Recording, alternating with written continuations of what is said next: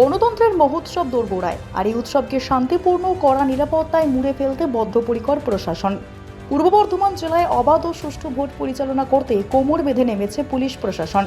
বর্ধমান থানার পর এবার হাই প্রোফাইল পরিদর্শনে মেমারি থানা।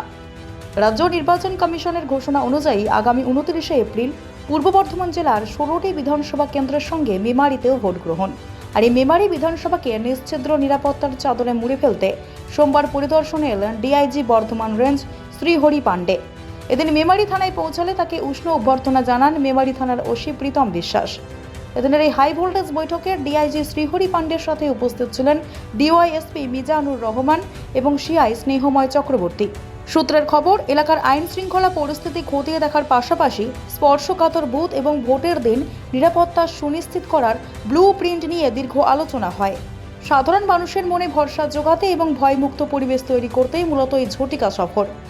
শান্তিপূর্ণভাবে ভোটাধিকার প্রয়োগ করা প্রতিটি নাগরিকের গণতান্ত্রিক অধিকার, আর সেই অধিকার রক্ষায় পুলিশ প্রশাসন যে জিরো টলারেন্স নীতিতে হাঁটছে, ডিআইজির এই সফর তারই ইঙ্গিত দিচ্ছে।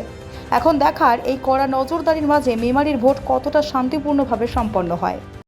জেলা জয়েন করার পর যখন আমরা ইলেকশন কমিশন থেকে ইনস্ট্রাকশন পেয়েছি যে আমাদের সিনিয়র অফিসারদেরকে থানায় গিয়ে অফিসারদেরকে ব্রিফ করার জন্য, ওনারা প্রপার গাইডেন্স পান আমাদের যে এখানে অ্যাসেম্বলি ইলেকশন আছে তার জন্য প্রস্তুতি আরও ভালো হোক, এরিয়ায় শান্তি শৃঙ্খলা বজায় রাখুক।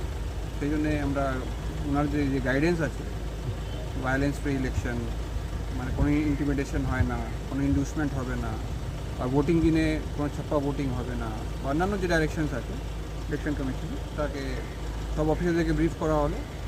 আর আমার মনে হয় এনারা সুন্দরভাবে কাজ করছেন আর ইলেকশন পিসফুল হবে। Thank you.